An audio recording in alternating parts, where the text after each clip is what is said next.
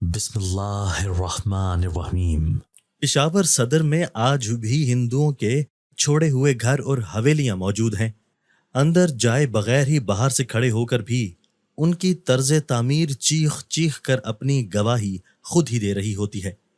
मैं भी एक ऐसी ही दो मंजिला हवेली के दरवाजे पर खड़ी थी। ये वही मुकाम था जहां से कभी मेरी माँ नंगे पैर और नंगे सर निकलती थी, और आज मुझे मेरा मकसद इसी मुकाम पर ले आया था जहां मैं मर के भी जाना नहीं चाहती थी, जहां मेरी माँ को कभी इज्जत मोहब्बत और एहतराम नहीं मिला था। भला मुझे क्या मिलता? मैं यहाँ कैसे वक्त गुजारूंगी? मेरे खुदा, ये तू मुझे कहाँ लेकर आ गया है? इंसान गैरों के साथ वक्त गुजार सकता है, लेकिन अपनों को गैर बनता देखना और उनके साथ फिर उस तरह से रहना किसी अजियत से कम नहीं होता। मैं इस तरह हालत में अपनी उंगलियां मरोड़ने लगी। अचानक अब्बा ने दस्तक देने के लिए मुझे गूंगा करके एहसास दिलाया। उनकी दाएं साइड फालिज हुआ था, जिसकी वजह से उनका मुंह टेढ़ा हो गया था और उसी वजह से वो बोल नहीं पाते थे। बोलने की कोशिश में अजीब अजीब सी आवाजें उनके मुंह से निकलती थीं। अब्बा की ऐसी हालत अम्मी की अचानक मौत के 3 माह बाद ही हो गई थी। उन्हें फालिज का अटैक हुआ। एक दो माह तो उन्होंने हौसला किया, लेकिन फिर उसके बाद वो हौसला हारने लगे और मुझे मजबूर करने लगे कि मैं पेशावर अपने धदेआल में चली जाऊं। वो अपनी जिंदगी से बहुत बुरी तरह से मायूस हो चुके थे। उन्हें लगता था कि वो भी किसी दिन नगीना की तरह चुपचाप मौत की आगोश में जा सोएंगे। ऐसे में मेरा क्या होगा? मैं, जो अब लड़कपन की हुदूद से निकलकर जवानी की सरहद पर खड़ी थी, अब्बा के लिए इस बीमारी में खौफ बन गई थी। वो मेरी वजह से सारी सारी रात जागते रहते थे। उन्हें नींद नहीं आती थी। जरा सा खटका होता तो वो हड़बड़ा जाते। घर के सारे हालात के पेश नज़र मुझे जॉब करनी ज़रूरी हो गई थी, क्योंकि अब्बा कोई सरकारी जॉब नहीं करते थे कि जिससे उनको पेंशन मिलती और हम बाइज्जत वक्त गुजार सकते। अब्बा किसी प्राइवेट फर्म में मुलाजमत करते थे, और इस बीमारी के बाद तो फर्म वालों ने कोई खैर खबर नहीं ली। बस जो उनकी तनख्वाह बनती थी वो अलबत्ता बर वक्त उनको दे दी, और फिर मुड़कर नहीं पूछा कि हमारे उस वर्कर ने जो अपनी सारी जिंदगी और खून पसीना इस कंपनी को दिया, सर्दी गर्मी को ना देखा। इस कंपनी को तरक्की देने में अब्बा जैसे मुखलिस कारकुनों ने अपनी जान मार दी थी, लेकिन बीमार हो जाए या माजूरी, प्राइवेट फर्म्स कभी भी साथ खड़ी नजर नहीं आती। इसीलिए लोग सरकारी नौकरी चाहते हैं, जैसी भी हो, इस उम्मीद पर कर लेते हैं कि इसमें पेंशन है, जो बुरे वक्त का एक बेहतरीन असासा होती है। अब्बा ने भी शादी के बाद सरकारी नौकरी के लिए बहुत कोशिश की थी, मगर दादा के असर रसूख की वजह से वो कहीं पर भी अच्छी नौकरी हासिल न कर पाए। फिर उन्होंने पिशावर शहर को खैराबाद कह दिया और कराची चले गए। वहां पर उन्होंने एक प्राइवेट फर्म में जॉब ढूंढी। चूंकि उनकी क्वालिफिकेशन अच्छी थी, इसलिए उन्हें जल्दी जॉब मिल गई, और यूं जिंदगी की गाड़ी किसी न किसी तरह चलने लगी। अब्बा ने आहिस्ता से हाथ पकड़कर हिलाया तो मैं यादों के दरीचे बंद करके उनकी तरफ देखने लगी। उन्होंने मुझे अपने चेहरे की तरफ से इशारा करके कहा कि मैं दस्तक दूं। मैंने दरवाजे पर हाथ रखा और फिर पीछे कर लिया। जाने क्यों 5 साल की उम्र में जब अम्मी यहां से मुझे रोते हुए लेकर निकली थी, उस मंजर ने मुझे इतना जकड़ा हुआ था कि मैंने दरवाजे पर हाथ रखकर अपनी आंखें बंद कर लीं। मुझसे दस्तक नहीं दी जा रही थी। बेबसी से मेरी आंखों में आंसू आ गए, तो मैं अब्बा की व्हील चेयर पर सर रख कर रोने लगी। बोले तो वो भी कुछ नहीं, उन्हें भी सब याद आ गया। वो गैरतमंद भी बहुत थे, लेकिन अपनी उस बीमारी और मेरी जवानी की वजह से वो मजबूर हो गए थे कि मुझे महफूज हाथों में पहुंचाएं। मैंने अब्बा का डर खत्म करने के लिए बहुत कोशिश की और यहाँ पर नज़दीक एक स्कूल में टीचिंग भी शुरू कर दी। 2 कमरों का ये छोटा सा फ्लैट चूंकि हमारा जाती था, इसलिए किराए की फिक्र तो नहीं थी। रह गया बिजली गैस का बिल, तो मेरी तनख्वाह इतनी अच्छी थी, इसमें से बाआसानी निकल सकता था। मैंने अब्बा को उम्मीद दिलाई कि हम अपना वक्त जैसे तैसे करके गुजार लेंगे। आप क्यों इतने फिक्रमंद हैं? हमारे हमसाए भी अच्छे हैं और अम्मी का खानदान भी यहीं रहता है। अम्मी के खानदान का सुनकर अब्बा के मुंह से इंतहाई गुस्से भरी आवाजें निकलना शुरू हो गईं। मैं समझ गई कि वो उनका तस्करा पसंद नहीं करते और ना ही बाजी के ہمارے گھر آنے کو وہ اچھا سمجھتے ہیں۔ ابا کی وجہ سے امی نے اپنے گھر والوں سے تعلق توڑ دیا تھا اور یہ بات شادی ہوتے ہی طے ہو گئی تھی۔ امی کو بھی اپنے ماضی اور اپنے گھر سے پیچھا چھڑانا تھا، اس لیے انہوں نے ابا سے کبھی تین تیرا نہ کی۔ وہ شادی کے بعد خود بھی کبھی باجی کے گھر نہیں گئی اور نہ ہی ان سے کوئی خاص روابط رکھے۔ باجی ان باتوں کو سمجھتی تھی اور وہ دل سے چاہتی تھی کہ نگینہ اپنا گھر بسا لے، کیونکہ وہ جانتی تھی کہ اس بازار کی لڑکیوں سے لوگ شادی تو کر لیتے ہیں، لیکن 2-3 سالوں بعد جب جی بھر جاتا ہے تو پھر اس بازار میں لا کر پھینک دیتے ہیں۔ لیکن امی کے کیس میں ایسا کچھ نہیں تھا۔ ابا نے امی کی خاطر سب کچھ چھوڑ دیا تھا اور امی کا ساتھ نبھاتے رہے۔ اسی چیز نے باجی کو بھی سوچنے پر مجبور کر دیا، تبھی انہوں نے پہلے آنا جانا کم کیا۔ پھر میری پیدائش کے کچھ عرصے بعد امی سے ملنا ہی بند کر دیا، کیونکہ ابا اس چیز کو شدید ناپسند کرتے تھے کہ وہ ہمارے گھر آئیں۔ انہوں نے باجی کو صاف صاف کہہ دیا تھا کہ وہ نہیں چاہتے کہ اس بازار کے کوئی اثرات یا ماضی کی کوئی بات بھی ان کی بیٹی تک پہنچے۔ وہ میرے معاملے میں ضرورت سے زیادہ حساس تھے اور امی اس بات کو بہت اچھے سے سمجھتی تھی، اس لیے انہوں نے ابا کی کسی بات کا بھی برا نہیں منایا، بلکہ اس بات کی اہمیت کو سمجھتے ہوئے انہوں نے خود بھی باجی کو گھر آنے سے روک دیا۔ باجی ایک جہاں دیدہ عورت تھی، کھری اور بے باک۔ انہوں نے ابا اور امی کی کسی بات کا بھی برا نہیں منایا اور چپ چاپ ہم سے اپنا راستہ علیحدہ کر لیا، لیکن کبھی کبھی فون پر خیریت معلوم کر لیتی، اور امی نے یہ بات کسی حد تک ابا سے مخفی بھی رکھی، کیونکہ ابا وہاں کا نام سنتے ہی آگ بھگولا ہو جاتے اور ان کے درمیان نہ چاہتے ہوئے بھی لڑائی چھڑ جاتی۔ امی یہ بات بہت اچھے طریقے سے جانتی تھی کہ ان کا سماج اور ابا کا سماج الگ الگ ہے۔ وہ چاہ کر بھی ساری زندگی اس سماج کا حصہ نہیں بن سکتی جو نام نہاد عزت کا دعوے دار ہے، کیونکہ یہ سماج دن کے اجالے میں ان کے سماج کو گالی دیتا ہے اور رات کو اسی کی گود میں بیٹھ کر چپ کے وہ گناہ بھی کرتا ہے جس کی معافی اللہ کے ہاں بھی نہیں۔ لیکن سچ ہے، انسان انسان سے ڈرتا ہے، کہیں اس کی عزت پر حرف نہ آ جائے، لیکن اللہ کے قانون سے نہیں ڈرتا، اسی لیے گناہ کرتا چلا جاتا ہے اور شرماتا بھی نہیں۔ ابا کی ویل چیئر پر سر رکھے میرے آنسو گالوں کو بھگوتے رہے۔ یادوں کا ایک سمندر تھا کہ جس میں میری سوچیں بار بار ڈوبتی چلی جاتی، اور ان میں تب پڑتا جب ابا اپنے منہ سے آوازیں نکالتے۔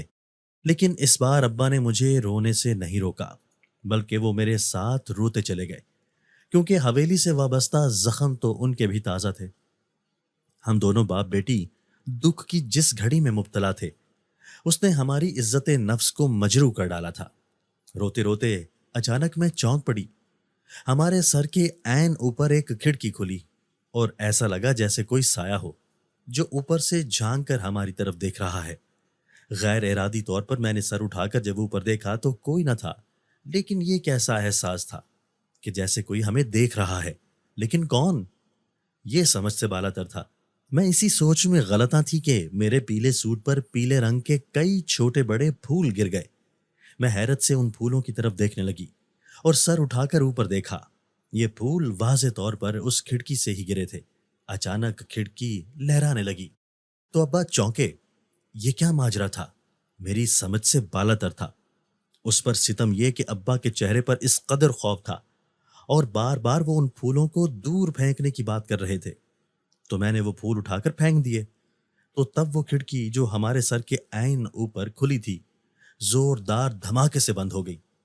میں نے اور ابا نے ایک دم اوپر دیکھا۔ مجھے حیرت اس بات پر تھی کہ جب اندر والوں کو ہمارے کھڑے ہونے کا پتہ بھی چل گیا ہے تو پھر یہ لوگ دروازہ کیوں نہیں کھولتے؟ یہی بات اوپر دیکھتے دیکھتے جب میں نے ابا کی طرف دیکھ کر کہی تو میں بری طرح سے چونکی، کیونکہ ابا ابھی تک اس کھڑکی کو دیکھ رہے تھے۔ میں نے زور سے ابا کا کندھا ہلایا اور انہیں مخاطب کیا تو وہ میری طرف دیکھنے لگے۔ ان کے منہ سے عجیب سی آواز نکلنے لگی اور پھر انہوں نے مجھے دروازے پر دستک دینے کا کہا۔ ایک دم بھینی بھینی خوشبو میرے اپنے اطراف پھیلتی ہوئی محسوس ہوئی تو ابا اونچی آوازیں نکالنے لگے اور کسی چیز سے بے حد ڈر گئے تھے، لیکن ایسا کیا تھا جو میری سمجھ میں نہیں آ رہا تھا۔ میں نے ابا کو پلٹ کر دیکھا۔ ابا کیا ہو گیا ہے؟ سب خیریت ہے؟ मैंने फिक्रमंदी से पूछा तो वो देर तक मेरे चेहरे को देखते रहे, फिर मेरे दुपट्टे को चेहरे तक लाए। मुंह ढांपूं क्या, मैंने पूछा, तो वो अपना सर हाँ में हिलाने लगे, लेकिन उनके चेहरे पर अजीब खौफ था जिसने मुझे फिक्र में मुब्तला कर रखा था। अब मैंने उठकर दरवाजे पर जोर जोर से दस्तक दी तो अचानक दरवाजा खुला और सामने बिल्ली जैसी सर्द आंखों वाला लड़का खड़ा था। आराम से दस्तक नहीं दे सकते, क्या कोई कयामत आ गई है? वो इंतहाई बदतमीजी से बोला। तो मैंने चेहरे से पर्दा हटा दिया तो उसकी आंखों में अजीब हैरत सी उतर आई और एकदम से उसका लहजा बदल गया। अब वो इंतहाई मरगूब ज़दा लहजे में बोला, जी फरमाइए, क्या खिदमत कर सकता हूं मैं आपकी? मैं उसके सामने से हट गई। उसकी नज़र अब्बा पर पड़ी। शनासाई की एक झलक उसकी आंखों में उभरी और वो तेजी से अब्बा की तरफ बढ़ा। ताया अबू, आप। वो उनसे हाथ मिलाकर गले मिला और सीधा खड़ा होकर मेरी तरफ देखने लगा। आप लोग आइए ना अंदर, यहाँ क्यों खड़े हैं? हम उसके साथ साथ घर के अंदर दाखिल हुए। घर क्या था, एक पूरी हवेली थी। उस हवेली का सहन गोल था और उसके अतराफ में कमरे ही कमरे थे और उन कमरों के आगे राहदारियां थी। ये हवेली 2 मंजिला थी। ऊपर के कमरों का नक्शा भी ऐसा ही था। सहन के ऊपर कोई छत नहीं थी, जिसकी वजह से हवेली रोशन और हवादार थी, बल्कि असर के वक्त भी सहन के मगरबी हिस्से में धूप लग रही थी। सहन के मशरकी हिस्से में एक खूबसूरत बाग था जिससे बहुत खूबसूरती के साथ तराशा गया था। इसमें फलदार दरख्त और रंगारंग फूल के पौधे लगे हुए थे, जिसकी वजह से पूरे सहन में खुशबूदार महक फैली हुई थी। राहदारी से गुजरकर वो हमें आरास्ता ड्राइंग रूम में ले आया। मैं इर्द गिर्द के मनाजिर को बहुत पुरशौक नजरों से देखती चली जा रही थी। पूरी हवेली में सन्नाटे का राज था, जैसे यहाँ कोई भी नहीं रहता हो। सब लोग कहाँ हैं? मुझसे जब रहा ना गया तो मैंने पूछा, आप राबी हैं, ताया अबू की बेटी? उसने मेरा सवाल नज़रअंदाज करते हुए मुझसे सवाल किया तो मैंने मुख्तसर जवाब दिया, जी। तो वो इंतहाई पुरशौक नज़रों से मुझे घूरने लगा। मैं उसके मुसलसल घूरने पर अब कदरे बेचैन हो गई थी। जाने क्यों वो मुझे पहली नज़र में ही नहीं भाया था। सब उठने ही वाले होंगे। दरअसल दिन को यहाँ सभी सोते हैं। असर की अजान होगी तो सभी नमाज के लिए उठ जाएंगे। वो मुसलसल मेरी आंखों में घूरते हुए बोलता रहा तो मैंने दूसरी तरफ देखना शुरू कर दिया। क्या बदतमीजी है ये! लगता है लड़कियों को घूरने का मर्ज लाहक है। मैंने दिल ही दिल में उस ठरकी पर 2 हर्फ भेजे, तुम सलम। अब्बा के मुंह से इतनी क्लियर आवाज निकलती सुनकर मैं खुशी के मिले जुले तासुर से उनकी जानिब तकने लगी। शायद अपने घर और खूनी रिश्तों के दरमियान खुद को पाकर उनके अंदर एक तवानाई सी भर गई थी। यही वजह थी कि उनकी स्पीच, जो पहले सिर्फ आवाजों पर मबनी थी, अब उसमें से एक टूटा फूटा लफ्ज निकला जो मेरे लिए बहुत खुशी का बायस था। यकीनन अब्बा अब ठीक हो जाएंगे, ये सोचकर ही दिल को इत्मीनान सा हुआ। वो बिल्ली जैसी आंखों वाला लड़का अब्बा की तरफ हैरत से देखने लगा। शायद वो भी किसी हद तक अब्बा की बात समझने की कोशिश कर रहा था कि मैंने उसकी आसानी के लिए उसे मुखातिब करके कहा कि अब्बा आपके वालिद का पूछ रहे हैं, क्या आप सलीम चचा के बेटे हैं? जी जी, मैं बिल्कुल सलीम का बेटा हूं। अभी तो वो घर नहीं है, मगरिब तक आ जाते हैं। आप लोग बैठे, मैं कुछ खाने पीने का बंदोबस्त करता हूं। वो एक बार फिर मेरे चेहरे को तकते तकते बोला तो मुझे अब बाकायदा कोफ्त होने लगी। वो बाहर जा चुका था, लेकिन जाने क्यों मुझे ऐसा लग रहा था कि खिड़की के पास कोई खड़ा है। हवा का झोंका आया और कमरे के दाखिली दरवाजे के साथ ही बनी कद आदम खिड़की पर झूमते सफेद रेशमी पर्दे लहराए और मेरा शक यकीन में बदल गया। और वो कोई और नहीं बल्कि यही बिल्ली आंखों वाला लड़का था जो मुझे छुप छुप कर देख रहा था। मेरे चेहरे पर आती नागवारी देखकर अब्बा एकदम चौंके। राबी क्या हुआ? टूटे फूटे लफ्ज अब्बा के मुंह से सुनकर मैं अपनी सारी परेशानियां भूल गई और अब्बा के करीब आकर बैठ गई। अब्बा, आप बोल रहे हैं? क्या आप जानते हैं? मैं खुशी से दमकते चेहरे के साथ उन्हें देखने लगी तो वो मुस्कुरा दिए और फिर ऊपर हाथ उठाकर अल्लाह का शुक्र अदा करने लगे। उनकी आंखों में गहरे गहरे आंसू उतर चुके थे जिन्हें मैंने अपने आंचल में समो लिया। भूख और प्यास का एहसास अब धीरे धीरे बढ़ने लगा था, लेकिन शर्म और झिझक की वजह से مجھے مناسب نہیں لگ رہا تھا کہ میں ڈرائنگ روم سے باہر جا کر کسی سے کھانے کا کہوں۔ گھر کے مکینوں کو اس بات کا خود خیال ہونا چاہیے کہ مہمان اتنی دور سے چل کر آئے ہیں، اور کوئی غیر بھی نہیں، بلکہ ابا اس حویلی کے سب سے بڑے بیٹے ہونے کا اعزاز بھی رکھتے ہیں، جن کی پیدائش پر دادا نے اتنی خوشی منائی تھی کہ 7 دن تک دیگیں چڑھی رہیں، اور پشاور صدر کا ہر گھر قورمے کے سالن اور حلوے سے فیض یاب ہوتا رہا۔ غربا کی ایک لمبی لائن 7 دن تک خوب پیٹ بھر کر کھانا کھاتی رہی۔ ابا شادی کے 5 سال بعد ہوئے تھے، اس لیے دادا کی خوشی کا کوئی ٹھکانہ نہ تھا۔ ابا کے بعد بھی اللہ نے دادا کو بیٹا دیا، لیکن اتنی خوشی دادا نے ابا کی پیدائش پر منائی تھی، اتنی خوشی انہوں نے اپنی کسی اولاد کی نہیں منائی۔ ابا دادا کے لیے لکی بھی ثابت ہوئے کہ ان کے بعد فوراً ہی جڑواں بیٹا بیٹی پیدا ہوئے تھے۔ اب جہاں ان کا سونا آنگن بچوں کی کلکاریوں سے گونجنے لگا، وہی دادا کے کاروبار کو ایک دم سے ہی ترقی کے پر لگ گئے، اور دیکھتے ہی دیکھتے جہاں ان کی چھوٹی سی کریانے کی دکان تھی، اب وہاں پوری ایک مارکیٹ دادا کے نام سے کھڑی تھی۔ بلکہ آہستہ آہستہ دادا کا کاروبار بڑھتا ہی جا رہا تھا، اور وہ اس کشادگی اور اس میں برکت کی وجہ ابا کو سمجھتے تھے۔ اسی وجہ سے وہ ابا سے بے انتہا پیار کرتے تھے۔ ابا دادا کے اتنے لاڈلے تھے کہ کوئی بھی انہیں ڈانٹ نہیں سکتا تھا، مارنے کا تو سوال ہی پیدا نہیں ہوتا۔ اوپر تلے بچوں کی پیدائش پر دادی کافی حد تک کمزور اور چڑچڑی ہو گئی تھی، اور وہ اکثر بچوں کو ڈانٹ دیا کرتی۔ ایک دن ابا کی شرارت پر انہیں مارا تو دادا 1 ماہ تک دادی سے خفا رہے۔ اس کے بعد دادی نے کبھی بھی ابا پر ہاتھ نہیں اٹھایا۔ اتنا لاڈ پیار کے بعد تو عموماً ایسے بچے بگڑ جاتے ہیں، لیکن حیرت انگیز طور پر ابا بالکل بھی نہ بگڑے، بلکہ وہ اپنے ماں باپ کے بے حد فرما بردار بیٹے سمجھے جاتے تھے۔ دادا نے انہیں پشاور کے سب سے بہترین اسکول میں داخل کروایا۔ اسکول سے واپس آنے کے بعد کھانا کھا کر تھوڑی دیر آرام کرتے، اور پھر اپنے والد کا ہاتھ بٹانے کی غرض سے ان کی دکان پر چلے جاتے۔ حالانکہ دادا نے کبھی انہیں دکان پر آنے کا نہیں کہا تھا، یہ ان کا اپنا احساس تھا جو وہ اپنے والد کا کیا کرتے تھے۔ وہ اپنے اسکول کا بیگ بھی دکان پر لے جاتے، وہیں پر بیٹھ کر ہوم ورک کرتے، اور پھر اسی دوران اگر کوئی گاہک ان کی دکان پر آ جاتا تو وہ اٹھ کر اس کو سودا سلف بھی دیتے، اور شام کو دونوں باپ بیٹا گھر آتے۔ وقت یوں ہی گزرتا رہا، اور ابا تعلیم کے مدارج طے کرتے ہوئے بالآخر یونیورسٹی پہنچے، لیکن ابا کے چھوٹے بھائی سلیم میٹرک بھی نہ کر سکے۔ دادا ابو نے انہیں دکان پر بٹھا دیا۔ دکان کا انتظام انہوں نے اپنے چھوٹے بیٹے کے سپرد کرنے کے بعد کچھ دن گھر پر آرام کیا، تو ان کے علم میں کچھ باتیں آئیں جن کی وجہ سے وہ بے حد پریشان ہوئے۔ وہ ایک دن مسجد سے واپس آ رہے تھے کہ ایک دوست کے ساتھ رستے میں الیک سلیک ہو گئی۔ آج کل تمہاری دکان کیوں بند ہوتی ہے؟ سب خیریت تو ہے؟ دادا دوست کی اس بات پر بڑے حیران ہوئے اور کہنے لگے، میری دکان تو سردی گرمی کبھی بند نہ ہوئی، تو اب کیسے بند ہو سکتی ہے؟ بس میں ہی دکان پر نہیں آتا تو اپنی جگہ پر سلیم کو بھیجتا ہوں۔ تمہیں تو پتا ہے وہ پڑھائی میں کتنا نکما نکلا، نہ کام کا نہ کاج کا، دشمن اناج کا۔ سوچا اس بہانے اپنے پیروں پر کھڑا ہو جائے گا، ہمارے لیے نہ صحیح اپنے لیے تو روٹی کمانے کا حل ہو جائے گا، اسی لیے دکان پر اسے بھیجتا ہوں کہ اس بہانے اسے کچھ کاروبار کی سمجھ آ جائے۔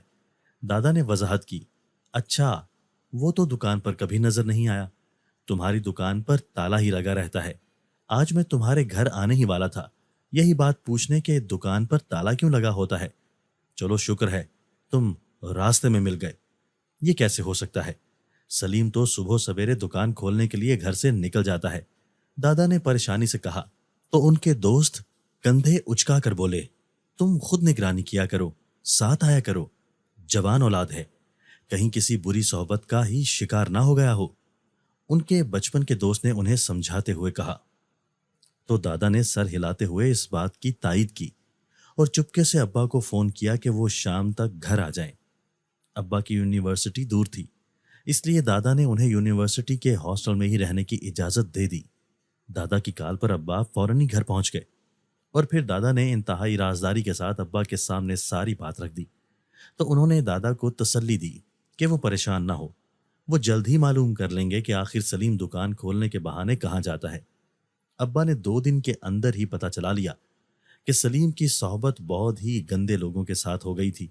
وہ یہاں کے بدنام زمانہ لوگوں کے ساتھ بیٹھ کر تاش اور جوا ہی نہیں کھیلتا تھا، بلکہ شراب چرس کے دور بھی یہاں چلتے تھے، اور یہاں ریڈ لائٹ سے دل بہلانے کے لیے لڑکیاں بھی بلائی جاتی تھیں۔ اس اڈے پر ابا نے چچا کو رنگے ہاتھوں پکڑا اور وہیں جم کر پٹائی کی، اور پھر انہیں اسی طرح پکڑ کر دادا کے سامنے لے آئے۔ چچا نے دادا کے سامنے ابا کو بہت گالیاں دی تو دادا نے ایک زناٹے دار تھپڑ چچا کے منہ پر دے مارا۔ نالائق اولاد، تو پیدا ہوتے ہی مر کیوں نہ گیا؟ نہ پڑھائی میں اچھا ہے نہ ہی کمانے میں، دادا کانپتی ہوئی آواز میں بولے۔ تو چچا نے انتہائی کینہ توز نظروں سے ابا کی طرف دیکھا۔ یہ تم نے اچھا نہیں کیا لالا، کس جنم کا بدلہ مجھ سے لیا ہے؟ چچا غصے سے بولے تو دادا نے آگے بڑھ کر ان کا گریبان پکڑ لیا۔ اسے قصوروار کس لیے سمجھ رہے ہو؟ تمہیں اپنی غلطیوں کا بھی کوئی احساس نہیں کہ رنگے ہاتھوں پکڑے گئے ہو؟ یہ بھی کوئی دودھ کا دھلا نہیں ہے ابا، ایک دن یہ بھی آپ کو کوئی بہت اچھی خبر ہی سنانے والا ہے، چچا نے طنزیہ انداز میں ابو کو دیکھتے ہوئے کہا۔ تو ابا نے آگے بڑھ کر انہیں زوردار دھکا دیا، جس کی وجہ سے وہ زمین پر گر گئے۔ اس سے پہلے کہ والد کے سامنے دونوں بچے بھڑ جاتے، دادا نے ان دونوں کو الگ الگ کیا اور ابا کو لے کر اپنے حجرے میں چلے گئے۔ میں تو سوچ رہا تھا کہ مارکیٹ والی دکانوں کا حساب کتاب اس کے ہاتھ میں دے دوں، لیکن اس صورتحال میں اس پر میں کیسے اعتبار کر سکتا ہوں؟ دادا ابو انتہائی شکستہ لہجے میں بولے تو ابا انہیں تسلی دینے لگے۔ سلیم ابھی چھوٹا ہے، جب سمجھدار ہو گیا تو ایسی غلطیاں نہیں کرے گا۔ سمجھدار ہوگا جب میں مر جاؤں گا؟ اس کی عمر میں میری شادی ہو گئی تھی اور میں بال بچے دار بھی ہو گیا تھا، نہ اس نے تعلیم حاصل کی اور نہ کاروبار کرنے کا اہل ہے۔ کل اس کی شادی ہو گئی تو یہ اپنا گھر اور بیوی بچوں کی ذمہ داریاں کیسے اٹھائے گا؟ آپ کیوں فکر مند ہو گئے ہیں؟ انشاءاللہ سب بہتر ہو جائے گا۔ آپ کیوں فکر مند ہو گئے ہیں؟ انشاءاللہ سب بہتر ہو جائے گا۔ فکر مند نہ ہو تو کیا کروں؟ چلتی ہوئی نفع دیتی دکانیں اس کے حوالے کی ہیں، اور یہ دکانیں بند کر کے ان کی آمدنی جوئے اور عورتوں پر اٹھا رہا ہے۔ کیسا بدبخت ہے یہ؟ دادا کا غصہ بڑھنے لگا تو ابا نے انہیں مشورہ دیا کہ آپ اب اس کو اکیلے دکان پر نہ جانے دیں، بلکہ خود بھی اس کے ساتھ بیٹھا کریں۔ اس طرح آہستہ آہستہ اس کے اندر احساس ذمہ داری پیدا ہونا شروع ہو جائے گی۔ تم کہتے ہو تو ٹھیک ہے، ورنہ میں تو یہ سوچ رہا تھا اسے دکانوں پر بالکل نہ جانے دوں۔ نہیں ابا، ایسا مت کریں، اگر آپ نے ایسا کیا تو اسے مزید کھلی چھٹی مل جائے گی۔ اس پر ذمہ داری ڈالیں، نظر رکھیں، لیکن نگرانی اس طرح کریں کہ اسے پتہ نہ چلے۔ آخر کو وہ میرا بھائی ہے، ہم اسے گندگی میں گرنے تو نہیں دے سکتے نا۔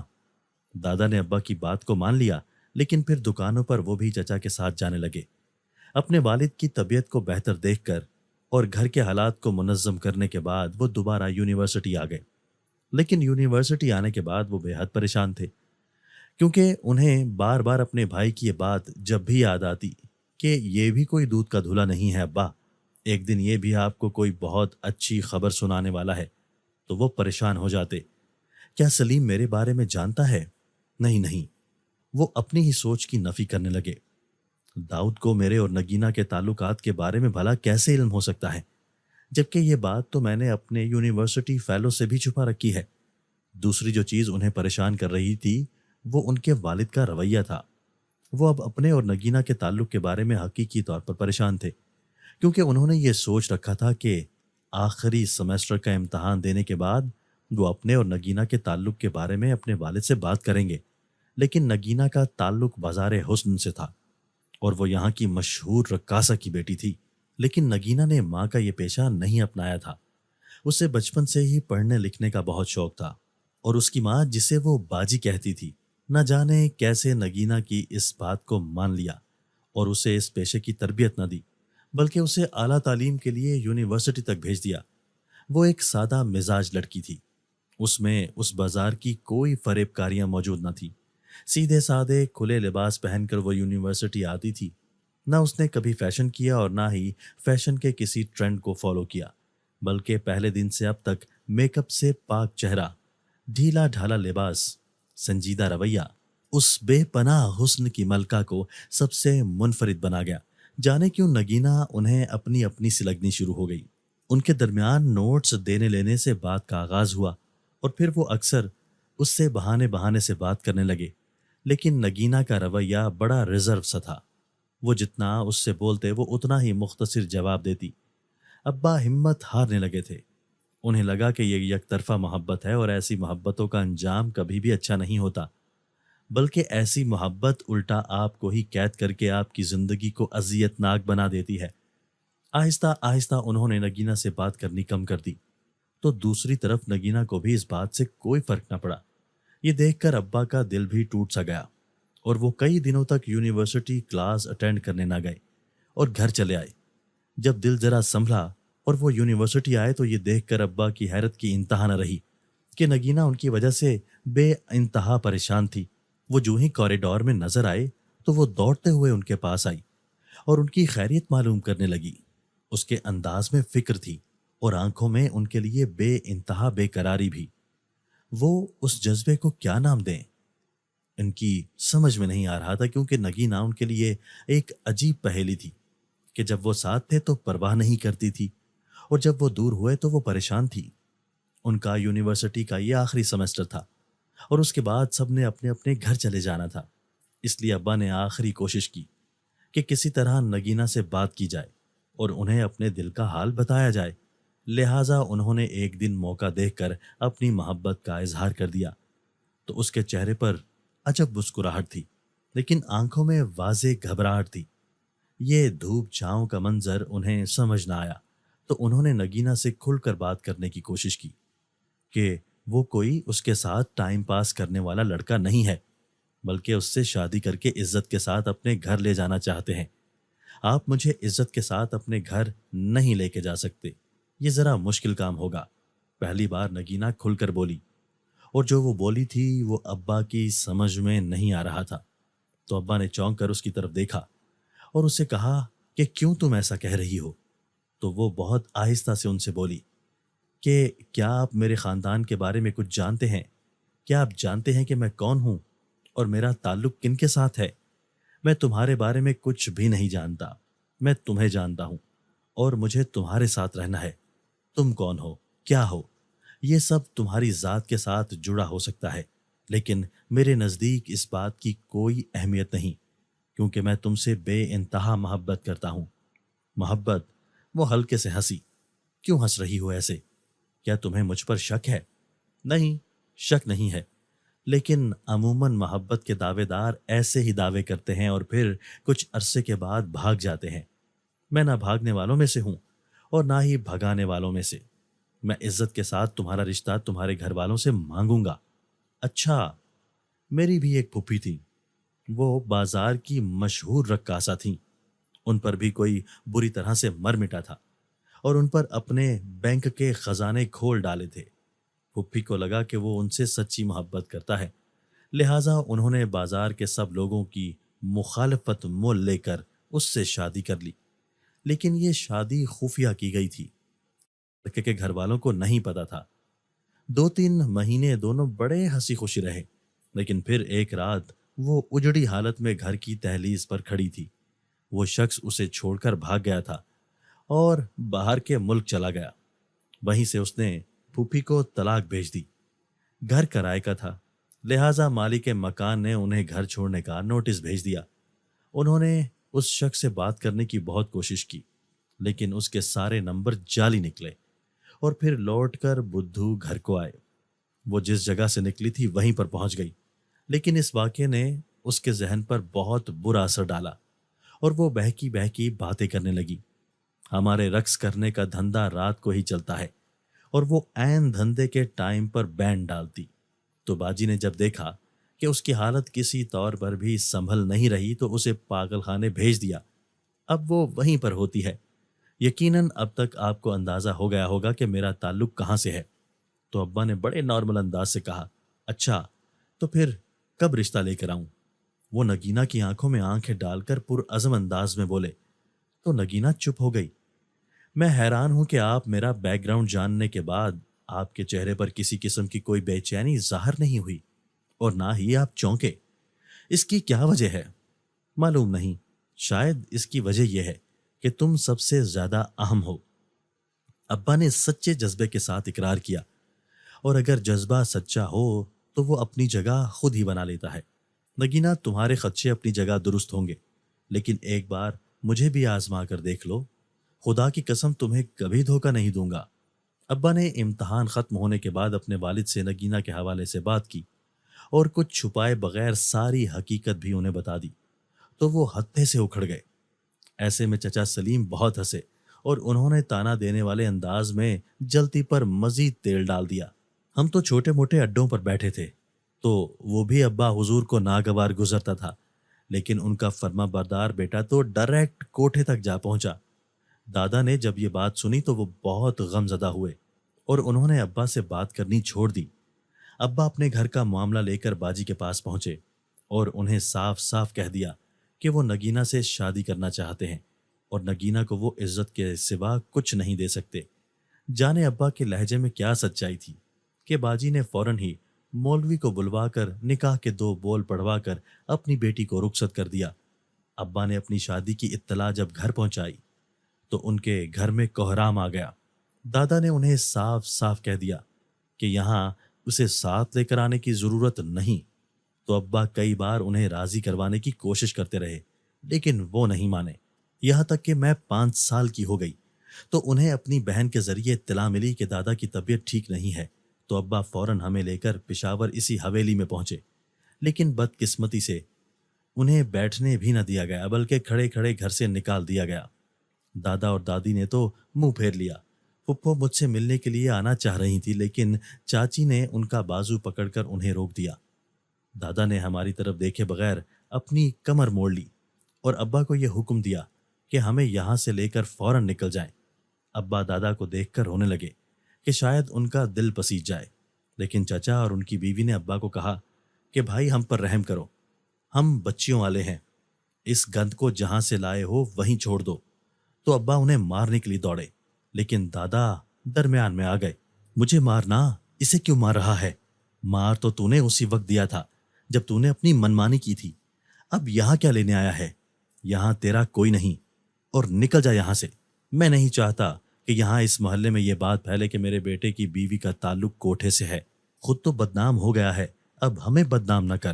ابا ہمیں مزید بے عزتی سے بچاتے ہوئے خاموشی سے اس حویلی سے نکل آئے، لیکن کراچی آنے تک امی وقفے وقفے سے روتی رہیں۔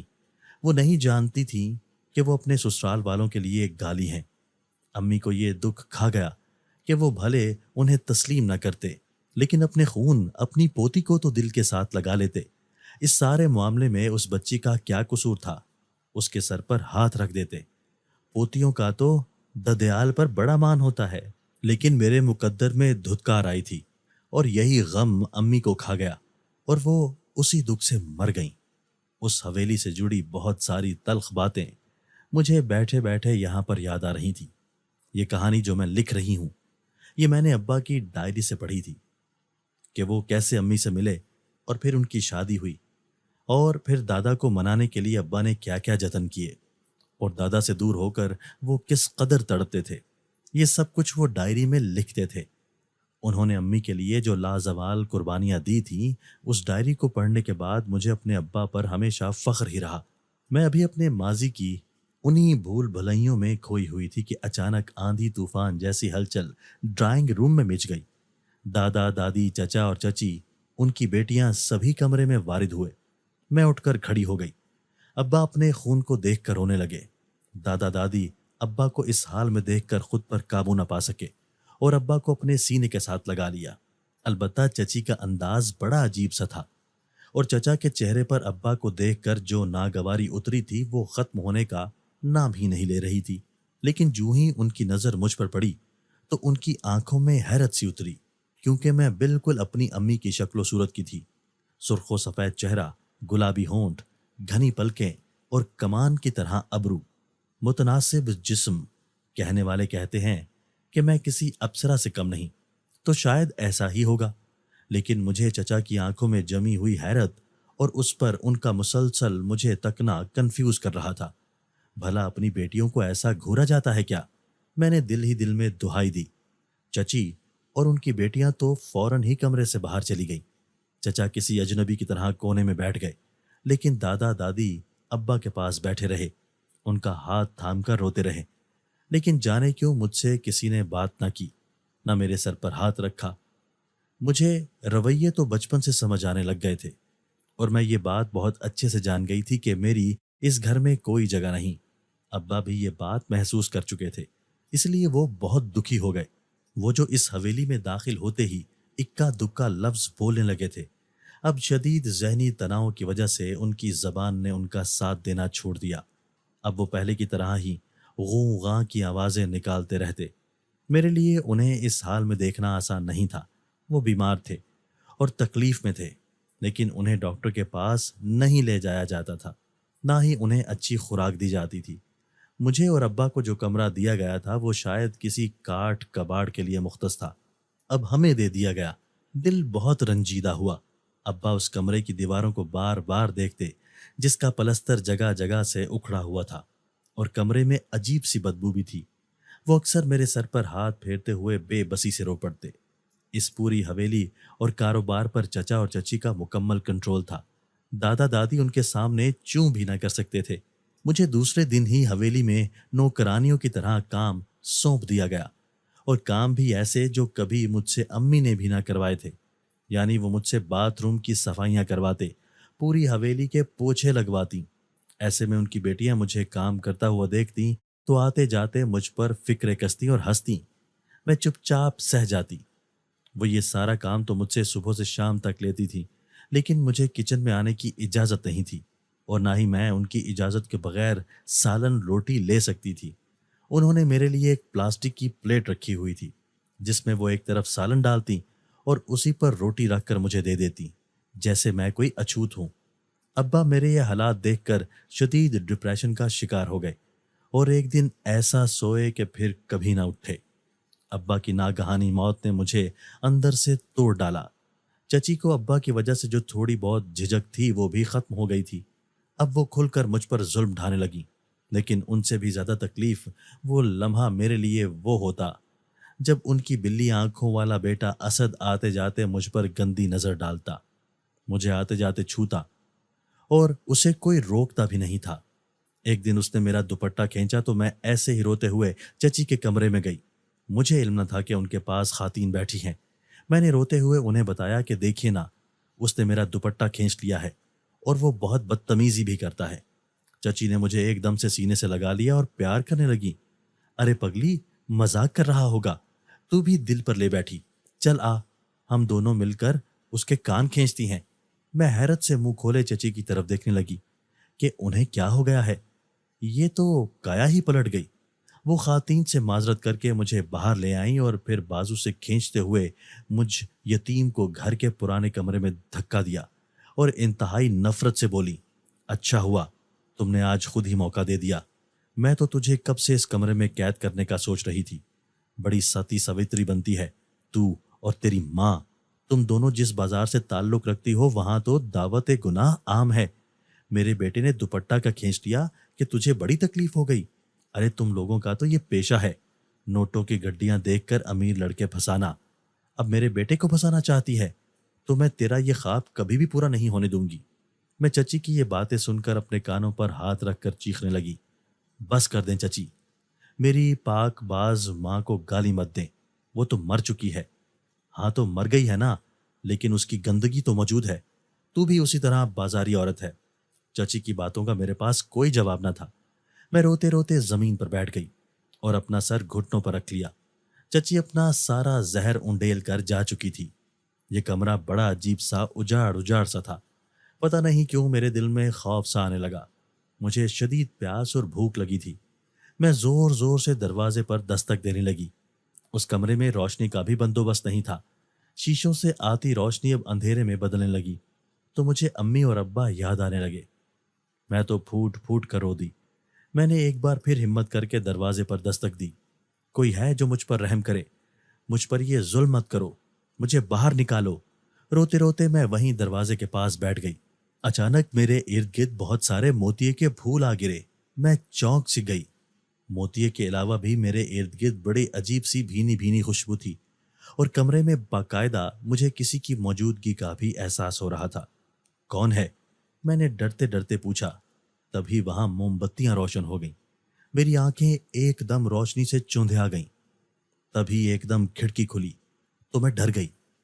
मैं डरते हुए उस खिड़की के पास गई और नीचे झांका तो मुझ पर एक अजीब इंकशाफ हुआ। ये तो वही खिड़की थी जो उस दिन खुली थी जब मैं और अब्बा हवेली के दरवाजे पर खड़े थे। क्या ये वही कमरा है जिसमें जिन्नात का बसेरा है? मैंने थूक निगलते हुए सोचा और दाएं बाएं देखने लगी।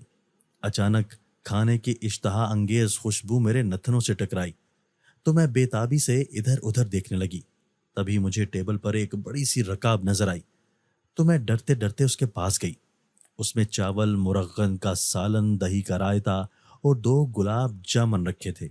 मैंने फिर दाएं बाएं देखा लेकिन फिर भूख डर पर गालिब आ गई तो मैं तेजी से खाने लगी और फिर अल्लाह का शुक्र अदा किया।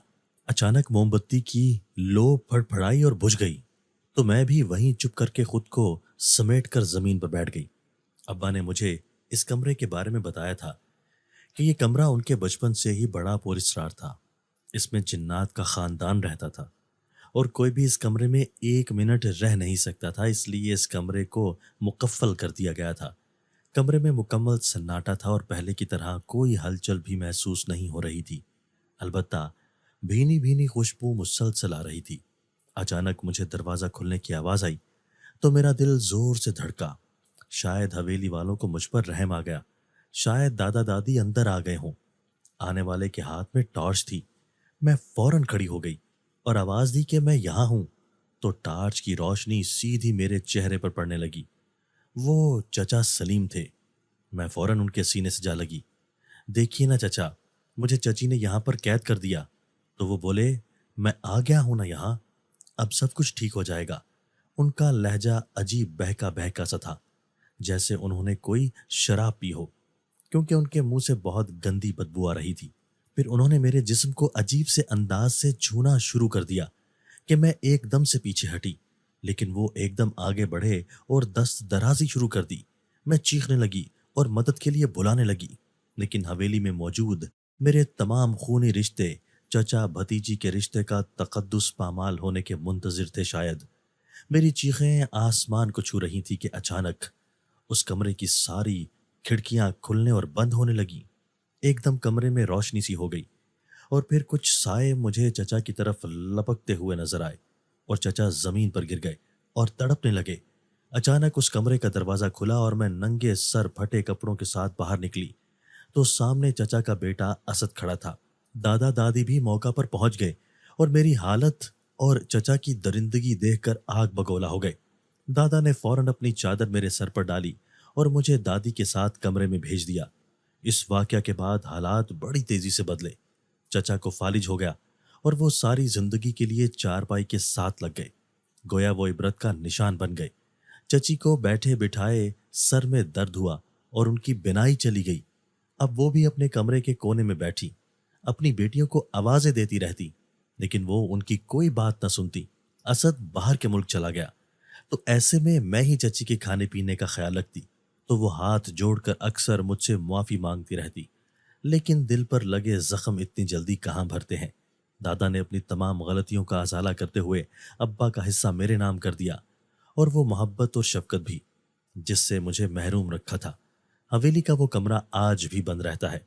मैं जानती हूँ कि वहां पर जिन्नात का बसेरा है, लेकिन ये वो मखलूक थी जिसने मुझे अपनों के ही जुल्म से बचा लिया, वरना आज मैं मुंह दिखाने के काबिल न रहती। जब भी कुछ अच्छा पकाती हूँ तो मैं उस कमरे के दरवाजे के बाहर रख देती हूँ और जब बर्तन उठाने जाती हूँ तो उसमें बहुत सारे गुलाब के फूल मिलते हैं, जिन्हें हाथ में लेते हुए मैं मुस्कुरा देती हूँ। दोस्तों, अगर आपको आज की हमारी ये वीडियो पसंद आई है तो इसे लाइक कीजिए और इसे अपने प्यारों के साथ शेयर जरूर कीजिएगा। और हाँ, अगर आपने अभी तक हमारा चैनल सब्सक्राइब नहीं किया तो हमारा चैनल सब्सक्राइब कर दीजिए और बेल आइकन भी प्रेस कर दीजिए ताकि हमारी हर नई आने वाली वीडियो आपको बर वक्त मिल सके। अल्लाह हाफिज।